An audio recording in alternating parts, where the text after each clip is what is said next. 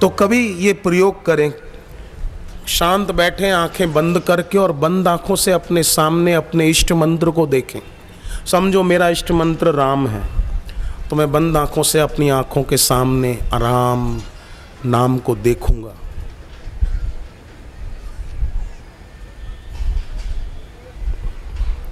और फिर ऐसी धारणा करूं एक आध मिनट देखकर कि मेरे चारों तरफ ये राम नाम है।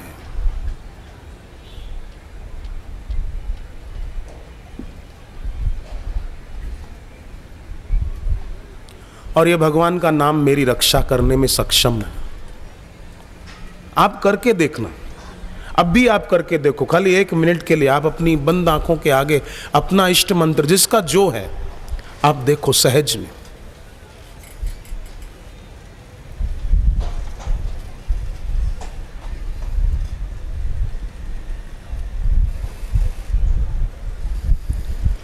और अब ऐसी धारणा करो मेरे चारों तरफ ये मेरा इष्ट मंत्र मुझे घेरे हुए है, एक कवच बनकर खड़ा है।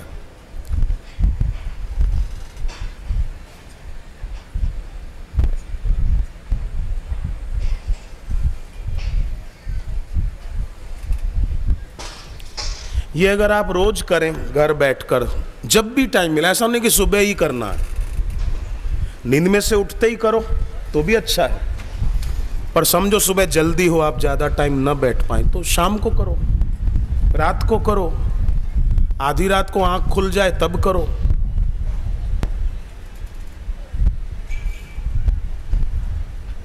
कितना अच्छा लगता है। ठंडी हवा भी चलकर मानो भगवान संकेत दे रहे हैं कि तुमने अच्छा किया। करने बैठे और कितनी ठंडी हवा आई ना, मानो हनुमान जी भी राजी हो गए। क्योंकि मैं जब भी कभी हनुमान जी की मूर्ति के सामने खड़ा होता हूं तो यही बोलता हूं, सुमिरि पवन सुत पावन नाम अपने वश करी राखे राम। हे हनुमान जी, आपने राम नाम का ऐसा तो सुमिरन किया कि राम जी को ही आपने अपने वश में कर लिया। आप भी कभी जाओ तो ये बोलना, सुमिरि पवन सुत पावन नाम अपने वश करी राखे राम। हनुमान जी खुश होते हैं क्योंकि हनुमान जी को जप बहुत अच्छा लगता है। हनुमान जी के आगे कोई सिंदूर और चोला न चढ़ाए, नारियल न रखे तो हनुमान जी नाराज नहीं होंगे, पर ये बोल देंगे वाह वाह हनुमान जी, आपको भगवान का नाम कितना प्यारा लगता है, सुमिरि पवन सुत पावन नाम अपने वश करी राखे राम। हनुमान जी राजी होंगे। और जप करने वाले जो दिल से जप करते हैं उन पर हनुमान जी बहुत प्रसन्न होते हैं।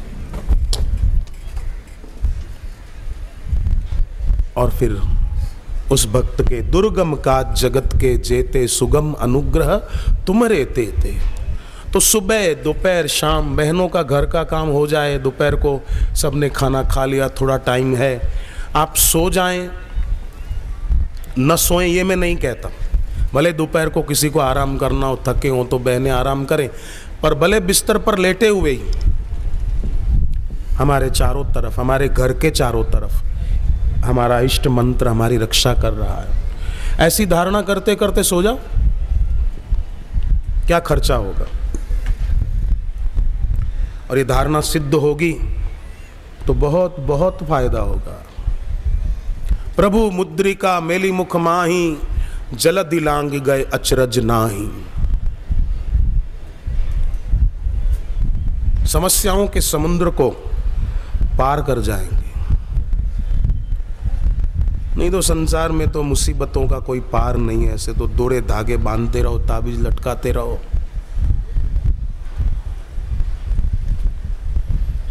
कुछ नहीं होगा।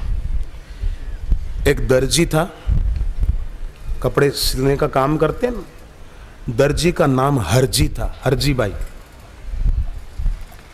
हरजी की पत्नी बड़ी क्रूर थी, उठते बैठते पति को सुनाती थी, और पति जब शाम को घर आता तो हाथ उठाती थी पति पर, ऐसी तेज तरार थी। पति पर हाथ उठाती फिर भोजन करती थी। तंग आकर एक दिन हरजी जो दर्जी था घर से भाग गया।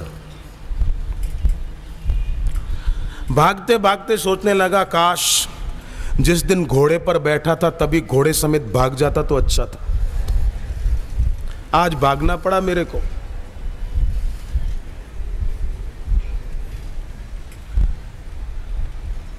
शादी में घोड़े पर बैठते हैं ना, सब नहीं भी बैठते हो पर लगभग घोड़े पर बैठते हैं। किसी ने कहा कि ये हकीकत में अच्छा मौका है, बिठाया जाता है कि अभी भी मौका है प्यारे, चाहे तो भाग जा। पर उसको होता है कि नहीं, उसको लगता है कि मेरे लिए तो सुखों का सूरज उदय हुआ है। रहीम ने कहा, रहीमन ब्याह व्याधि है।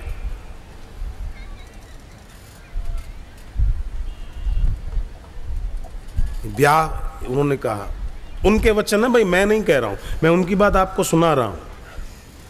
रहीमन ब्याह व्याधि है, पावन बेड़ी पड़त है, ढोल बजाए बजाए। बैंड बाजे बजते रहते हैं, ढोल बजा बजा कर नाचते नाचते अपने पैरों में बेड़ी डाल देते हैं। खैर, सोचा कि उसी दिन भागा होता तो अच्छा था। दूसरे नगर में पहुंच गया, वहां भी अपना काम शुरू कर दिया, पर पत्नी ने नियम नहीं छोड़ा जो मारने का था। तो अब पति तो चला गया, तो पति के कपड़े और टोपी जिस खूंटी पर टंगे रहते थे वहां जाकर जूता मारती थी, धड़ाक से। हुआ कुछ ऐसा कि उस खूंटी पर एक भूत रहता था, हे जूता उसको लगता था। अब भूत को मार पड़ने लगी, वो घबराया कि ये तो मेरे को मार डालेगी। भूत भी डर गया वो,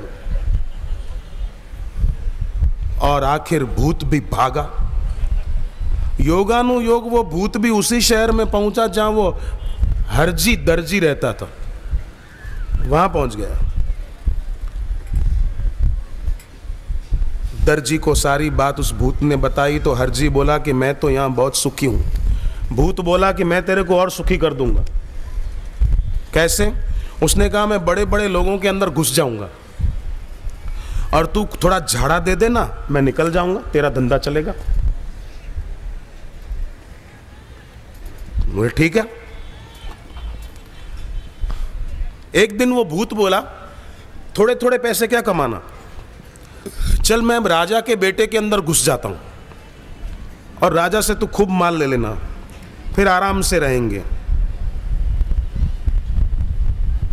उसने कहा कि ठीक है। पर अचानक भूत तो भूत होता है ना, उसने कहा नहीं नहीं, फिर तेरी नीयत क्या पता कैसी हो, तूने मेरे से बहुत कुछ कमाया है, अब जितना कमाया है उसी में खुश रह। मैं राजा के बेटे में घुस जाता हूं, अगर तू मुझे निकालने आया ना तो मैं तुझे ही मार डालूंगा।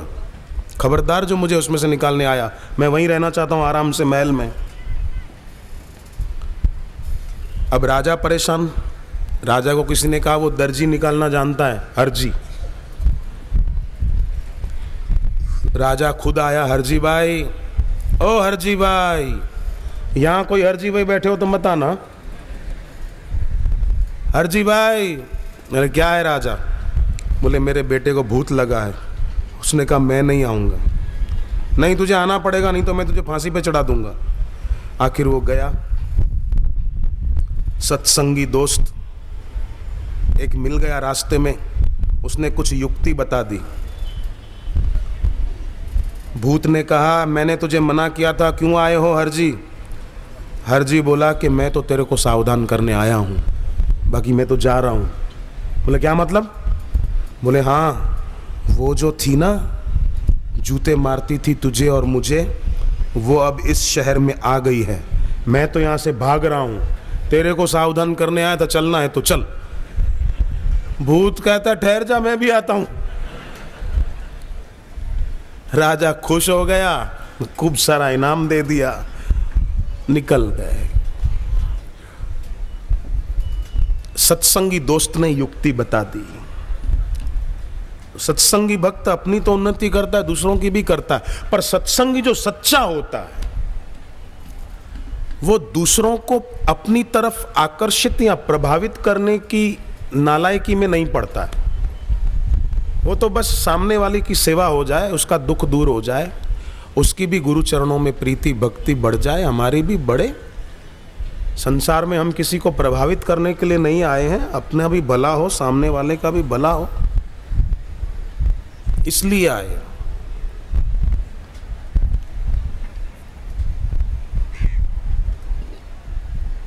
पर कोई समझे कि नहीं, मैं तो भाई रुपया कमाने के लिए आया हूं। रुपया कमाना ही मनुष्य जीवन का उद्देश्य होता तो सोचो भगवान हमको सत्संग में क्यों भेजते। भगवत गीता में इतना सुंदर उपदेश भगवान ने क्यों दिया। हमारे अंदर गुरु के प्रति श्रद्धा क्यों पैदा की ईश्वर ने। श्रद्धा जो जीवन की बड़ी संपदा है वो क्यों है। ये श्रद्धा तभी तो बैठे, नहीं तो होली का रंग छंटा आप चले जाते कि चलो भाई। श्रद्धा जीवन की बहुत बड़ी संपदा है। जिसमें श्रद्धा नहीं वो इंद्रियों द्वारा दिखने वाले दृश्य में सत्य बुद्धि करके अटका रहता है, और जिसमें श्रद्धा है वो दिखने वाले दृश्य की हकीकत समझ जाएगा कि दृश्य परिवर्तनशील है, सदा एक जैसा नहीं रहता। मैं इसमें महत्व बुद्धि क्यों रखूं, मैं ईश्वर में महत्व बुद्धि रखूं, मेरे गुरु के चरणों में महत्व बुद्धि रखूं। मीरा की तरह मारा जन्म मरण रा साथी थाने नहीं बिसरूं दिन राती। जिनसे जन्म के पहले संबंध नहीं था, मृत्यु के बाद नहीं रहेगा, वो मेरा सच्चा संबंधी नहीं हो सकता। जिससे जन्म और मृत्यु दोनों में संबंध रहता है वही मेरा सच्चा साथी है।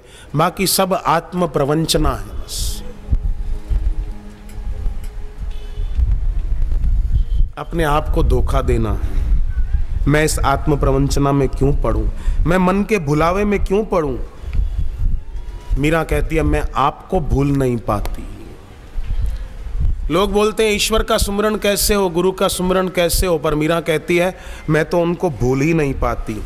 ऐसी स्थिति हो गई।